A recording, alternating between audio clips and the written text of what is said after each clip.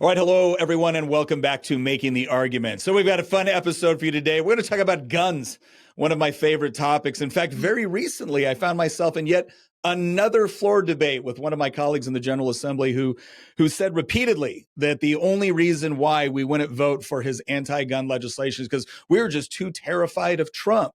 To which I pointed out, maybe the only people terrified are apparently Democrats who are terrified of their own citizens being able to defend themselves. Well, today we have a special guest, Alexis Wilkins, and I got to tell you, I like hearing from women on this issue, in part because my wife is one of the most articulate defenders of gun rights, and she talks about it not just a general right, but she's able to talk about it and articulate it specifically with respect to why more women should be more passionate about this issue. And Alexis is definitely cut from the same cloth. So, Alexis, thank you for being here today. Thanks for having me. So, all right, give everybody just like the top wiki paragraph version of your life, because you do a lot of stuff. I mean, you've been involved in a lot of things, have a really robust career. But tell us a little bit. Just give us the Cliff Notes version. Perfect. Yeah. Well, the very Cliff's Notes version is that I started out as a songwriter and musician in country music, both writing for other artists and for myself. And as we kind of came into the COVID era, I was told that putting an American flag and working with veterans organizations was a partisan thing. And You were that told this in the country music industry? Oh yeah. Oh yeah. It's behind the scenes, all of these companies are owned by the same people. And so it's not something that you think of because you think that country music might be safer, but alas, it is not.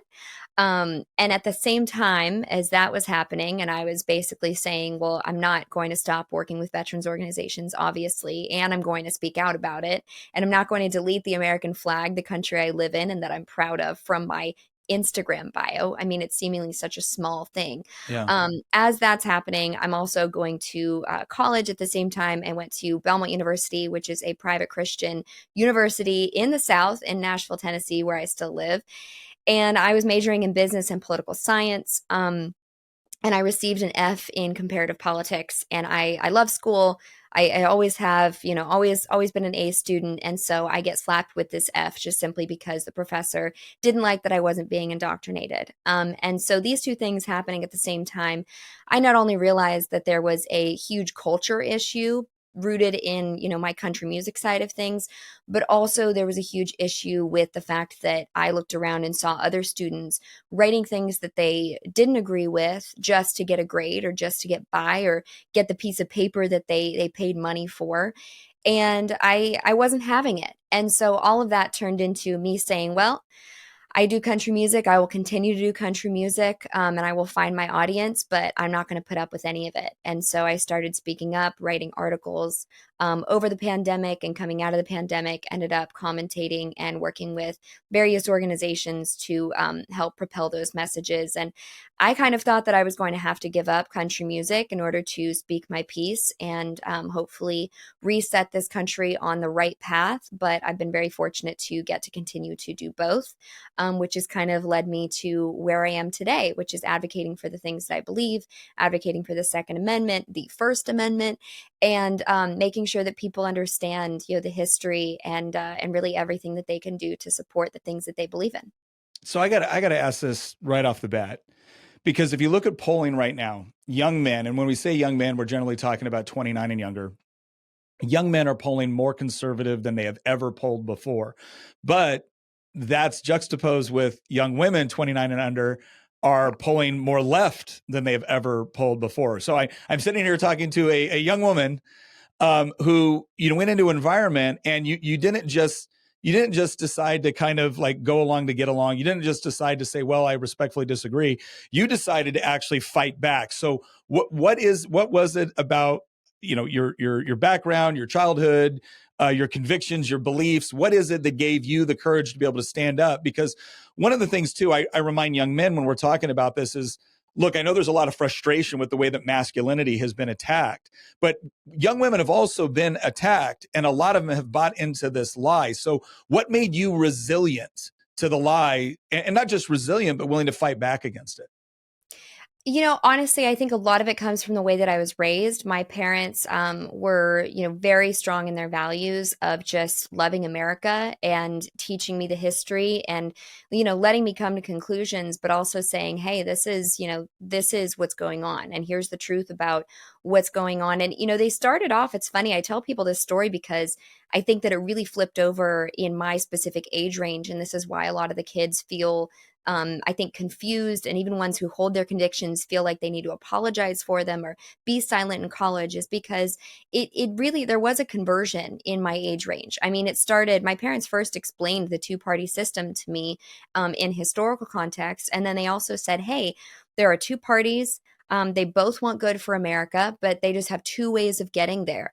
And then as we saw Obama come into office and them start to weaponize the messaging and kind of the country go off the rails in this very strange direction, it suddenly became, okay, wait, I actually think that the other side is trying to weaponize and shoot down the America that we all know and love and turn it into something else. And so I think that other kids my age, even if they hold strong in their convictions, maybe feel bad about feel we're made to feel bad, especially in the college setting, about the things that they believe. If they're a young white male, they're already apologizing. And I think that that structure was intentional. And so for me, a lot of it came from the way that I was raised. And my papa, on my mom's side, always said, if you believe something, you need to know why you believe it. And you need to know why you don't agree with the other side, but you have to understand it. So I think it just comes from really understanding the direction that I didn't want this country to go, the country that I didn't want to raise my kids in. And so there was no option. You just have to throw your hat in the ring and stand up for the things that you believe in. And even if that's not, screaming it from the rooftops, that's still making sure that the people around you and your family and friends know what you believe and why you believe it. Because I think that, especially with young women, there is not a demographic that the left has spent more money on. Yeah. Young women specifically, and the suburban housewife.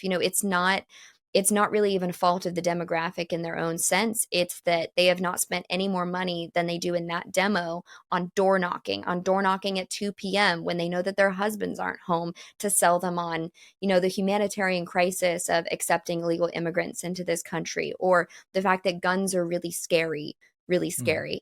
And so I think it's just understanding the context and making sure that someone's pushing against it. Well, and you didn't just pick a field. I mean, look, you could have picked a safer field, right? You could have picked a safer. You could have stuck primarily with the First Amendment. Hey, I'm just trying to protect freedom of speech. Who doesn't like freedom of speech? But you are now stepping up to play a very active, very public role with respect to defending the Second Amendment. And so here's what I'm going to ask for. Give us your 60-second pitch. Why is this the fight you've chosen? So I'm a constitutionalist first, and I understand the historical context that if you do not have the Second Amendment, you will not have the First Amendment. And I think that we've seen that not only ideologically in this country be threatened, but we've seen it play out in other countries.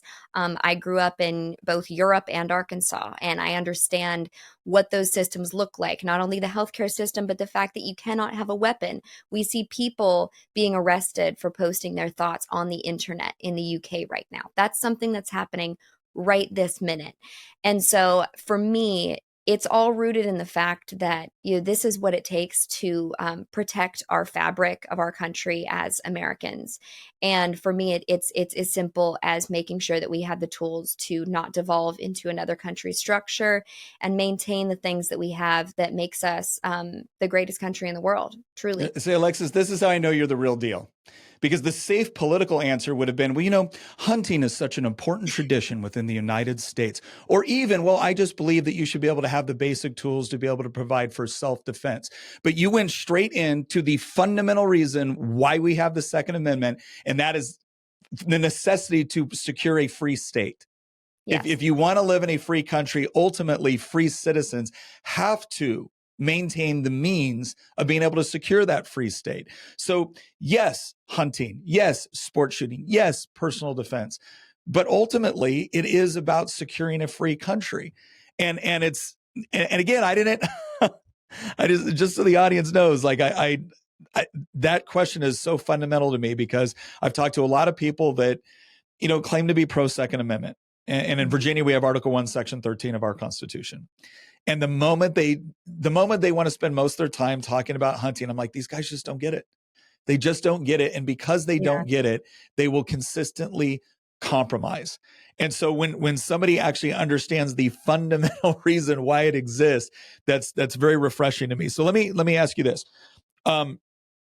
Give us because you're again, you're not just coming out and speaking about it. You're actually starting and heading up an organization where you're going to be working with other influencers, other people that are passionate about this issue for all the right reasons.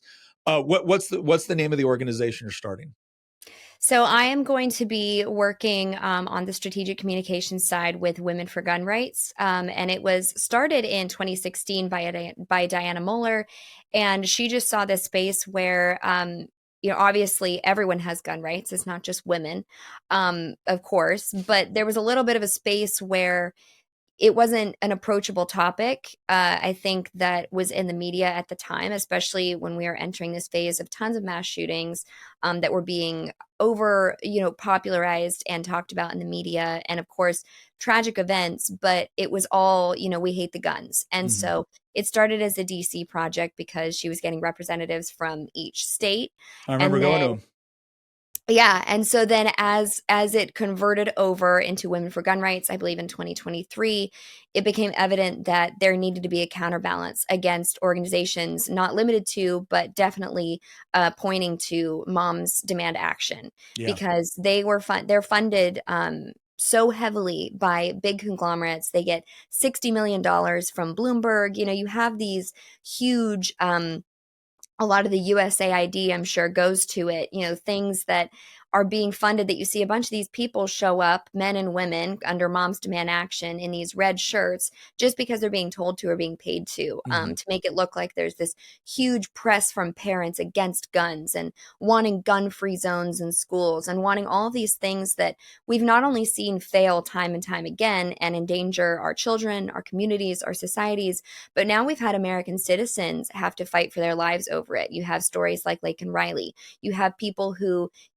if there weren't gun-free zones, I think that some of these shootings would not happen. You have all of these aspects that are now affecting American citizens. And so that's really where Women for Gun Rights come from. We want to empower specifically women to make sure that they understand the Second Amendment, that they can defend the Second Amendment, and that they can honestly carry themselves and have the resources to do so.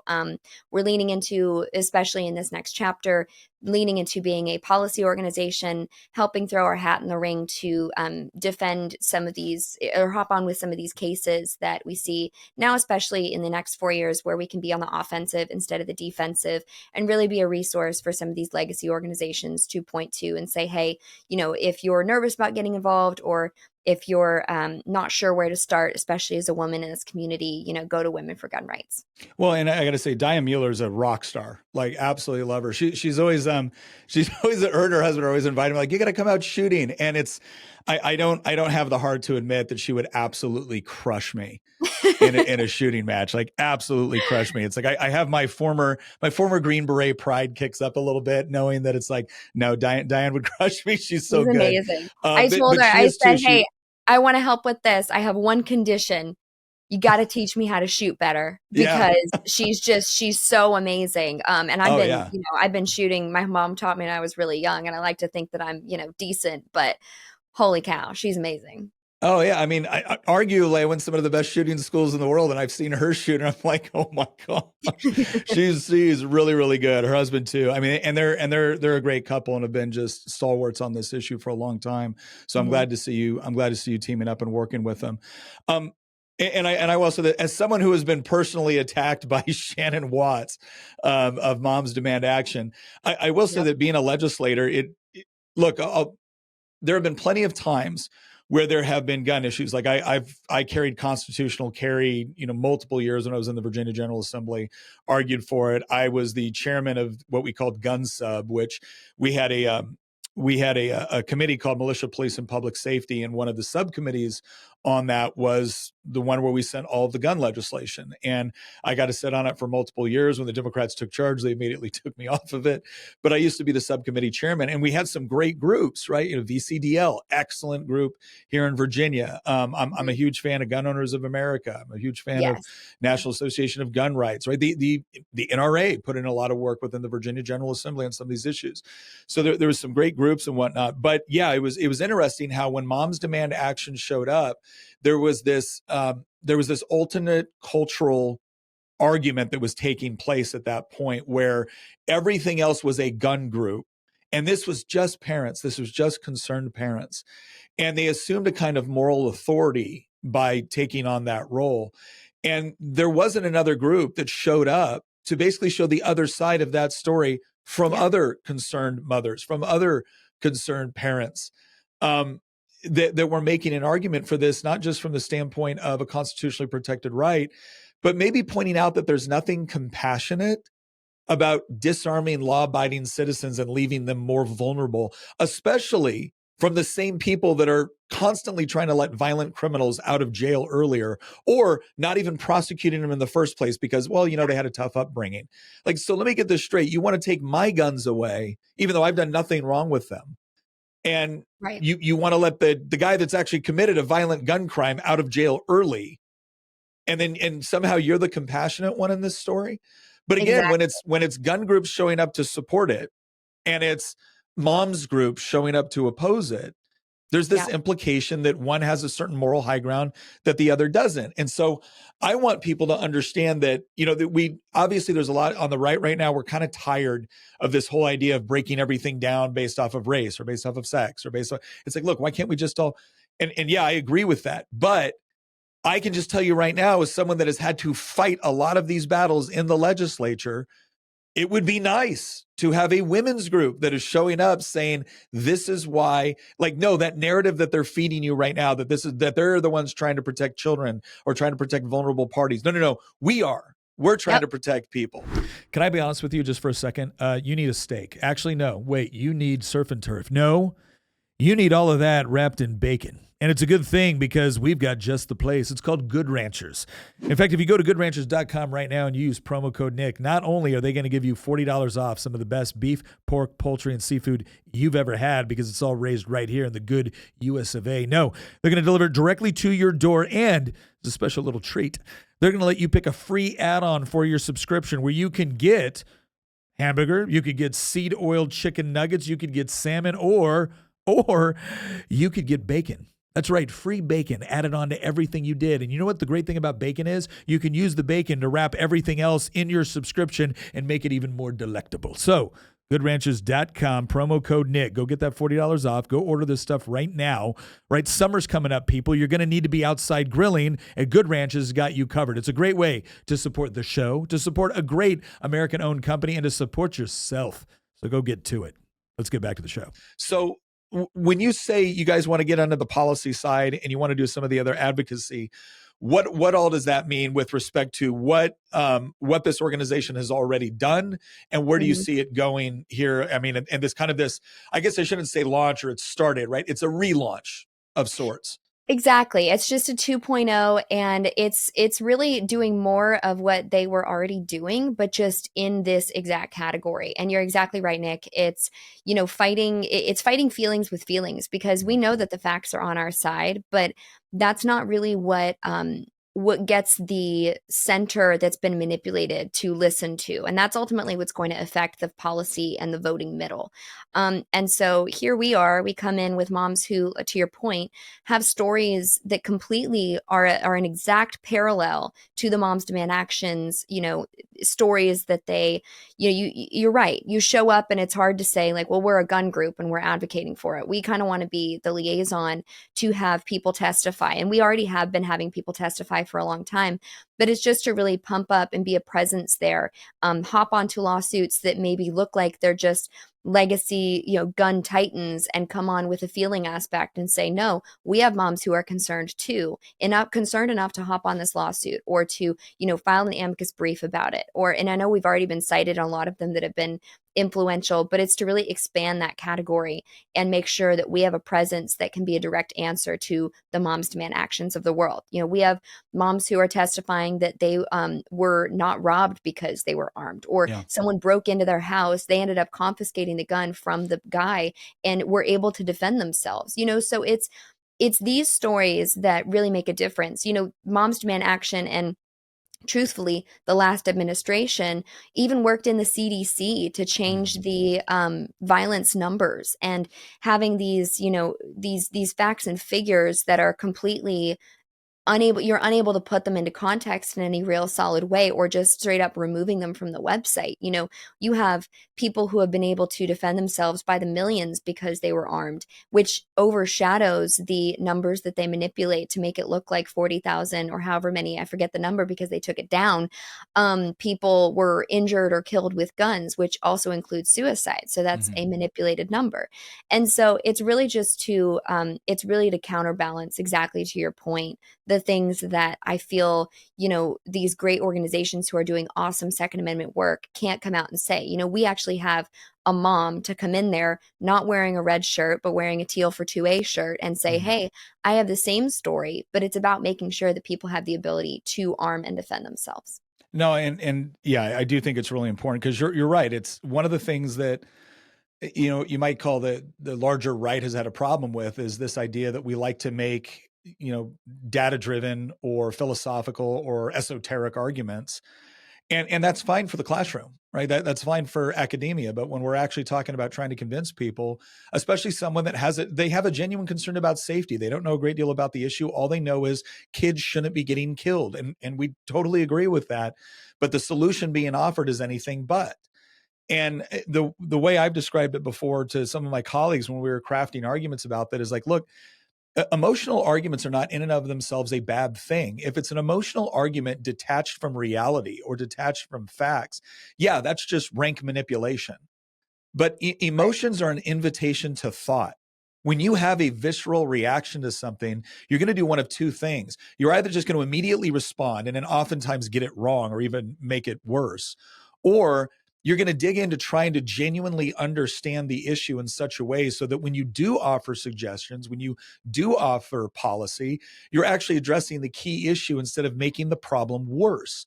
And I think it's about time, look, for the longest time, I totally believed exactly what you were told younger too. Hey, look, we got two different parties. We just have different, we all want people to be happy, healthy, prosperous, and free. We just got different ideas about how to get there. I don't believe that anymore. Nope. I don't believe that anymore, because I've sat there for 10 years in a legislature and I've watched the arguments. And once upon a time, and to some degree, still individuals I can look at and say, yeah, that person wants the same things I do. They want similar end states, but we have different opinions and different perspectives. That's fine. But there's this whole other wing, and it is the dominant wing right now. Yes. Within politics, where no, they don't want the same things we do. And they will constantly point to us and say, if you don't want to confiscate guns or significantly infringe on Second Amendment rights, it must be because you're a bad person or you don't care. And our response typically has been like, no, we do care. We're good people too. We just don't think this is a good. My approach now is, wait a second, I've got a question. If you want to question my integrity, if you want to question my commitment, my compassion, when are you guys going to learn the lessons of history? And what happens to innocent, defenseless, vulnerable people when all of a sudden they have no mechanism to defend themselves against crime, when they have no mechanism to defend themselves against people committing acts of terror? What happens when they have no mechanism to stand up against a government which has clearly overstepped its boundaries? And if you want a perfect example of that, Jim Crow. Jim Crow was an example of vulnerable communities in this country. Thank God they still had the means to be able to have firearms, because in a lot of cases, they had to protect themselves, not just from criminal elements within their community. They had to protect themselves from government officials that were deliberately infringing on their rights. And yet the same people that want to constantly talk about oppression instantly forget it when all of a sudden it comes to taking away the rights of law-abiding citizens. Right. And I'm no longer at the point where I'm giving you the benefit of the doubt. Maybe you just haven't seen the facts. Maybe you're just not aware of the history. No, they are. And yet they still want to do it. And It's a we need groups that are going to get up and not just make, again, you said the most important part. The facts are on the side. We need to also make the emotional appeal. And yeah, that's so critical, so critical. absolutely. And the conglomerate, behind, I think it's important to remind everyone that the money behind anti 2A is not about, you know, wanting anything good to come of it. The people who are the Bloombergs of the world that are putting 60 mil behind Moms Demand Action are not just happy that they're defending and providing resources for moms who are victims of school shootings. Nothing is truly out of the good of their heart when it comes to that, because the whole goal is to disarm citizens. Like, I think that that's something that people need to remember, is that the feelings along the way that the left uses, especially when it comes to this issue, are not genuine. They have so many moral and even ethical inconsistencies, which is an understatement, but that they're not just pushing for what they say they're pushing for. They're pushing for the constitutional reason behind what they're pushing for. Their end game, I think that they're trained. I was in a hearing about a month ago, and I think that they're trained to say, we don't want to take your guns before every sentence, which is the biggest lie in the world, because that's exactly what they're aiming to do. They're showing you exactly who they are. Let's believe them. And that's the end goal, is to make sure that they do have disarmed citizens who cannot defend themselves, not against just crime, to your point, but against their government. And so we have to be making these arguments in a way that people can understand, and people from the middle. We have a lot of people coming into the party right now. Does the Elon middle understand, Second Amendment and firearm rights, and really just even firearm safety and education and all this stuff that people like us have advocated for a long time? No, they might not, but they're a group that's willing to be bargained with right now. And I think that having the resources is something that is going to be ultimately very helpful to expand the voice on this movement. Well, I think you bring up a good point too, that there was, for the longest time, Democrats could get up there and say, nobody wants to take your guns, or Kamala Harris could say, I have a Glock and I'll shoot a home intruder, right? And this was offered up as evidence that, well, it's not as draconian as you want. They just want common sense gun laws. And then I sat there for the first time in like over a decade, where the Democrats retook control of the House and the Senate in Virginia and had a governor, and they immediately started carrying incredibly draconian gun bills that included confiscation, that would, when they were originally drafted, would make you a felon for owning a magazine, not even a gun. You had a magazine that carried more than 10 rounds, felony, right? And so now it's like, wait a second, if you get a felony, you lose your voting rights. So, what is the true intention here? But they got away with the nobody wants to. And look, there's a 4-cycle process with this, right? They will always start off telling you nobody wants to take your guns. And then when it becomes evident that they do, it'll be like, well, okay, sure, they want to take some of your guns, but why do you care? And then it'll be, well, okay, yeah, we're taking your guns, but here's why it's a good thing. And then finally it's, if you don't want us to take your guns, you're a white supremacist, right? Like it's this 4-cycle process every time. I think 2 things happened though very recently that have gotten people like Elon Musk, who I think couldn't have really cared less about this issue 4 or 5 years ago. COVID happened, and all of a sudden we learned just how far the left was willing to go when you have a plurality of Democrats saying that your kids should be taken from you by the government if you don't give them an experimental vaccine. And they were willing to shut down your church, and they were willing to shut down your business, while at the same time they were going out to dinner, and while at the same time that they were keeping up government-run enterprises. That was a big one. They saw, and then the open attempt to weaponize, law enforcement and the government to deplatform and silence people that did anything to question them. I think it was, to your point, I think it was the First Amendment that Elon Musk that really started that conversion of, oh my gosh, this is not what I thought it was. The conservatives weren't lying when we said, no, they really want to do this, and if you give them enough power, they will. And it was the First Amendment where they realized, okay, no, this is a serious threat. They're not kidding here. They think they're morally justified in infringing on my ability to say what I want. And so I do think that experience through COVID, I think that experience through the deplatforming and the silencing and the character assassination, I think that has gotten a lot of people to, now when it comes to the Second Amendment, and they hear the same people that said, nobody wants to deplatform you. No one's shadow banning you. No one's canceling your account, right? Now those same people, nobody wants to take your guns.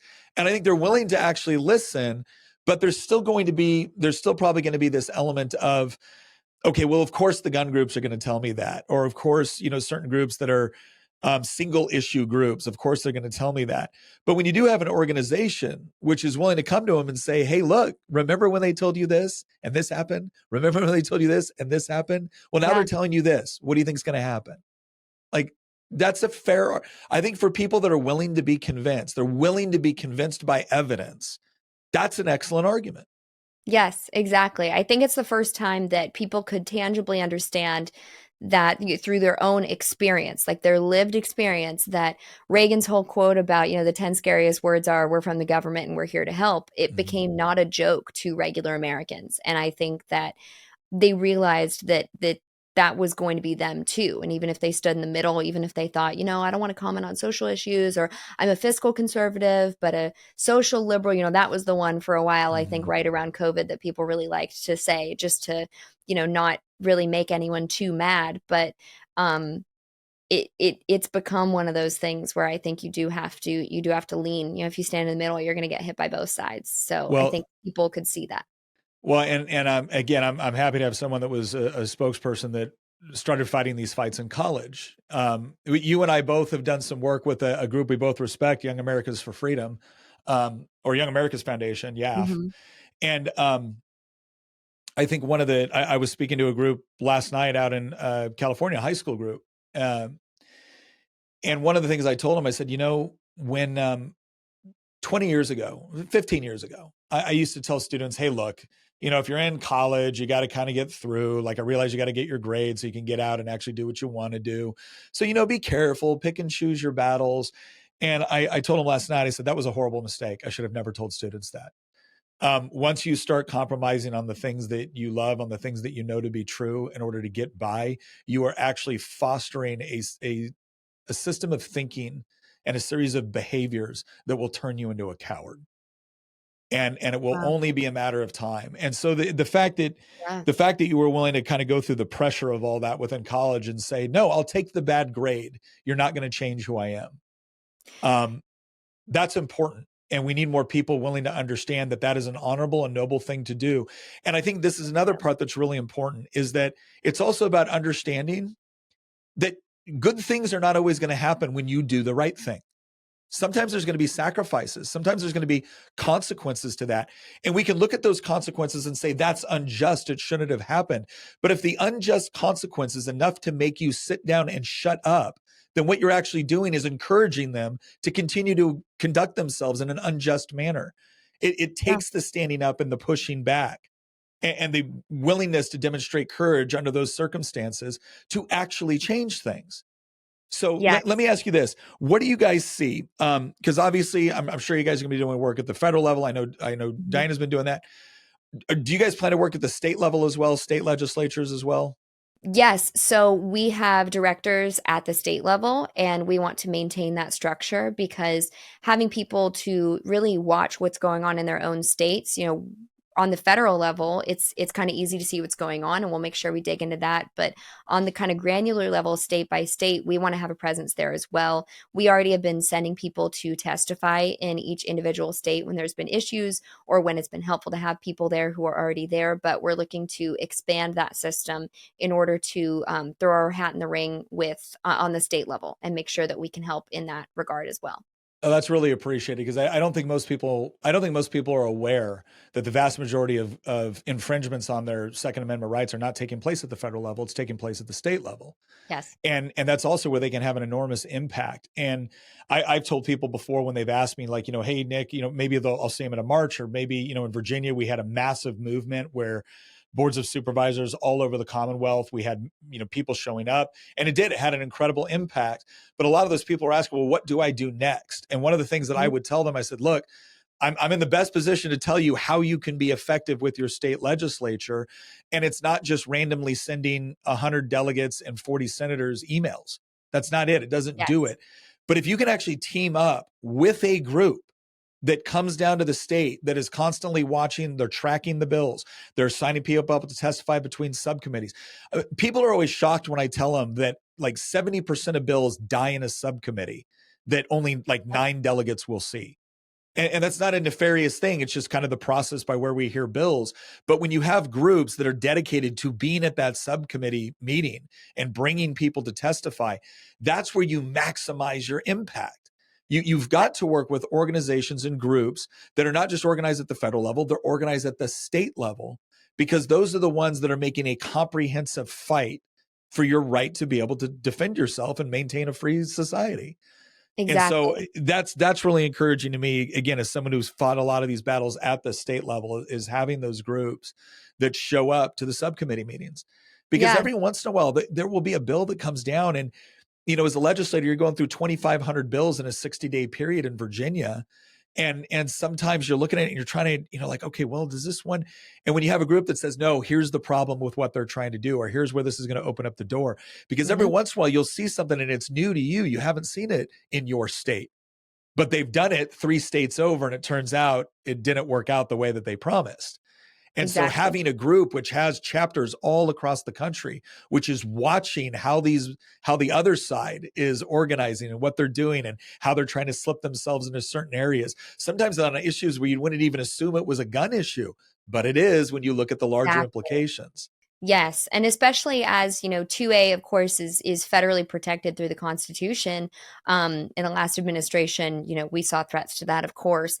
But I feel very optimistic about this administration, of course, with 2A. I think that people should also feel optimistic. I think that some of these things just take a second to unravel, and making sure that that people are happy with the direction that it's going. And like I said, we don't have to be on the defensive as much. No one's going to go through the kind of things that New York State has made people go through with 2A lawsuits. I think that we're going to see a lot of this turn around, and we can actually be on the offensive. And a lot of that, to your point, is in the states, to make sure that either these laws get turned around or nothing gets passed while in the dead of the night when they think no one's watching.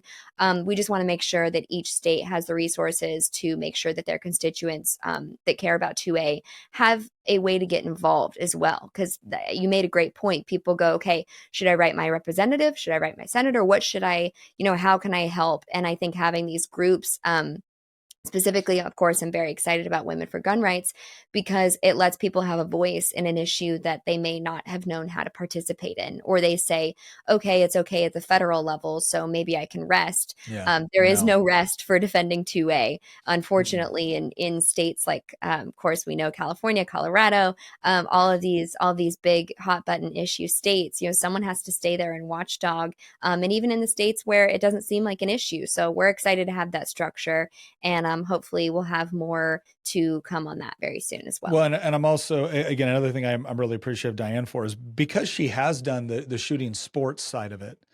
The other thing that's beneficial about that is I can't tell you how many people that I've known that, were maybe didn't know what to think about guns. They were just scary to them because they never grew up around them. They never used them. They never fired a gun. And so they never had any exposure. And the moment they come over and I take them to our little range out here, and I let him shoot something, I'll never forget. I had this one totally sweet elementary school teacher. She wasn't anti-gun, but it just wasn't her issue. And she kind of thought okay, well, maybe there's some things that we shouldn't be able to have. And then she shoots the single action Army 22 pistol. And then she, shoots the 9mm, XD or whatever.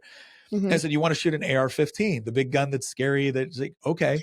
And so she shoots the AR-15 and she goes, ooh. I was like, oh, whoa, do you need a minute? And I'm looking over her fiance. I'm like, well, I guess you know what the wedding present needs to be. Right. But it was that idea that you took something that was scary and you made it empowering, because now it's like, oh, I know how to control this. I know how to use this. And that can be one of the most important ways to make an argument, is to just allow someone the exposure to understand the proper implementation, the safe handling, and what this actually means for them. That this isn't the scary object they've been taught to believe it is. So I'm hoping too that, you guys will also be able to participate in those sorts of activities as well, just exposing to Yes. people to this can also be a lot of fun, right? Yes, it will exactly. And I think it's a two-part thing. It's obviously, where we want to get involved even more with policy and with some of the things that we've talked about prior, but also have content that people can watch and understand that it's not scary. And also to what you were saying just a second ago, oftentimes the barrier to entry for women and firearms is intimidation and just, not knowing about it. I like to relate it to if you went to a golf course to hit balls by yourself for the first time as a woman, you don't have the tools. You feel silly. You feel like you have to ask a lot of questions. Who do you ask those questions to? What do I do? What's the Mm-hmm. process?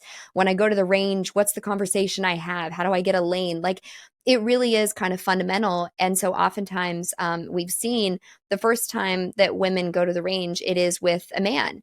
And that's why we want to encourage men to get involved too, because it's usually someone's husband, their brother, their even son that we're seeing take them to the range and demystifying the process and really just taking the big question mark, the big scary media flush out of it, and really just simplifying it. And so we're seeing men be a huge part of that. And so I want to stress here that Women for Gun Rights and what we're doing is not just for women; it is for men to also help encourage the women in their lives to have some autonomy and responsibility over the fact that they can keep themselves safe. Guys aren't around all the time, and we've seen that oftentimes things happen when guys aren't around. And then guys are penalized for being alpha heroes. And we saw the Daniel Penny case. So it's really putting the power into women's hands in a world that is not so friendly. And hopefully it's getting better, but we're seeing men be a huge part of that. So I want to make sure that we're inviting the guys too. Good. So where can people go right now, either on social media, websites, et cetera? Where can they go to find out more about the group? Yeah, so our socials are Women for Gun Rights on Instagram and X, and I believe Facebook as well. And then our website is womenforgunrights.org. Okay, womenforgunrights.org, and then go follow them on social media. Guys, again, this is another area where if you want to amplify a voice, following people on social media, sharing that content, it's absolutely critical. And I will tell you right now, I can speak from personal experience on this, because the first thing that got me on the map with respect to social media, and I didn't even intend it to, was a gun speech. And it was because we had people on the other side of the aisle calling us terrorists, comparing us to racists, because we didn't want to give up our guns. And it was just about speaking back on that, which blew up because, and I wasn't saying anything special. I was saying stuff that we all believed, but the difference is that people didn't feel like they were alone in those beliefs. They had been so beat down by the press. Well, we've got new media now. We've got new media, and it is dominating this space. And so going on and sharing that social media content is absolutely critical. Alexis, any other parting thoughts or closing thoughts? I think one quick thing, because we talked about circling back to the F grade, and I just have a quick note about that. I've found in this whole experience of getting involved in anything political, but also just ethical things in life too, moral questions. If you fight halfway, you don't get the whole answer. If you fight all the way, you do get the result that you want. And the reason I say that is to encourage people to speak up 100%, because it does come full circle. I ended up fighting that grade. I had to have 4 different meetings about it with Belmont. I wasn't satisfied with the answer. I ended up meeting with the president of the school, and they changed the grade because they found that the discrimination was so obvious and so egregious. And the president of the school didn't even agree with my position. And he said, well, I can't leave this grade the way that it is because this situation is so obvious. So I just want to encourage people to speak up all the way. When I say fight, I mean it positively. Be a fighter all the way. We don't really have an environment for lukewarm right now, and so I just wanted to finish out that thought and let you know that you don't have to stick with your F that you're given in college. You don't have to write the paper you don't agree with. You can really say the things that you believe in and do it 100% and still come out with a net positive, as long as you fight it all the way. So that's just what I wanted to make sure I said on that. So you don't have to stick with the F grade. You can do better. No, I appreciate that, because I think you're right. We're at a point right now where there's been kind of these half measures. And it's because people have wanted to figure out, well, where's the common ground? There's no common ground with whether or not you get to defend yourself or not. You either do or you don't. Exactly. And the moment you start to say, well, we can reach the common ground. Okay, you can just take these guns, or you can just do that. They're going to come for the rest of them. The compromise for them is a temporary resting spot in order to get to their ultimate objective. We need people that are going to be bold and unapologetic, because guess what? You're not just right practically, you're right morally. Allowing people the means to be able to defend themselves, to be able to secure a free state, is fundamental. And we don't need to apologize for it. We don't need to feel bad for it. We don't need to concede any ground. And quite frankly, nobody wants to follow organizations which are constantly trying to compromise and cede ground instead of actually fight for and defend the things that we believe in. So be courageous with this stuff. And sometimes you might get stuck with the F grade, but it's better than being a coward, because nobody wants to follow cowardice. But as Alexis has already pointed out, when the truth is on your side, I do believe that eventually we win. But it is going to require people that are actually boldly committed to it. So, Alexis, thank you so much for what you're doing. Diane, too, like just this entire group, I'm very encouraged by it. I think it's going to make a difference, not just at the federal level, but at the state level. And honestly, I think it's going to make a difference culturally. And if we really want to win this fight, that's ultimately where it's going to take place. It's going to take place when, more dads, more moms are taking out not just their sons, but their little girls to go to the range, to shoot, to feel empowered by this, to recognize that this is now an instrument and a tool that they can use to make sure that they can provide for their own security, that they can protect their family, that they don't have to be dependent on somebody else for that process. And so I think that's all very encouraging. So once again, Alexis, thank you very much for being here. Everyone, go check out the site, go sign up, follow it right now. Thank you once again for joining us, and we'll see you next episode.